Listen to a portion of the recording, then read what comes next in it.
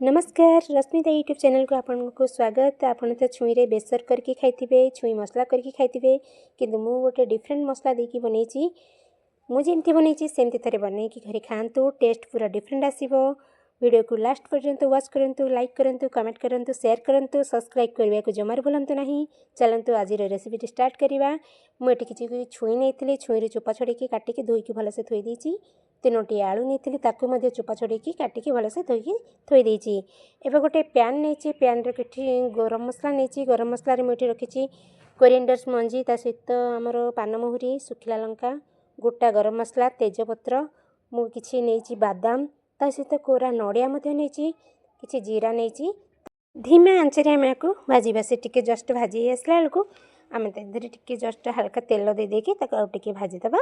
से टिके भल से भाजी हो कहीं ग्राइंड करी भल से सुविधा हे ना, से भल से भाजी दबा। एबे आमर मसला पूरा रेडी हो गलानी।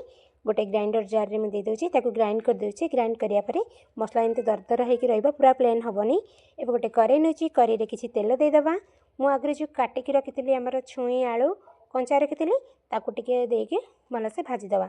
से जस्ट टिके भाजी आसला बेलको तादेहरे टिके पानी देकी ताको टिके घोरै दबा। मु एथरे लुण दउनी, आपण मान चाहिले लुण दे परिबे, मु पर लुण देबे, सेति पई मु लुण देइनी। टिके भाजी के सिझाई देले तार टेस्ट पूरा बढ़िया आसी थाए। एबे हमर देखंतु देखिबा छुई आलू दरदर सिझा हे गलानी। एबे गोटे प्लेट को बाहर कर दोछि। प्लेट को बाहर कर सारिया परे मु एठी करेई बसैछि। करेई रे किछि तेल नैछि, मु एठी रिफाइन तेल नैछि, ता सहित दालचीनी टुकुड़ा दुटा नैछि, ताको पके देछि। कटा पियाज पके देकी टिके हल्का भाजी देछि। एबे अदा रसुण छेचा रखिथिली, ताको मध्ये देकी टिके हल्का भाजी दबा परे मु कटा टमाटो को एठी पकेकी आउ टिके भाजी दोछि।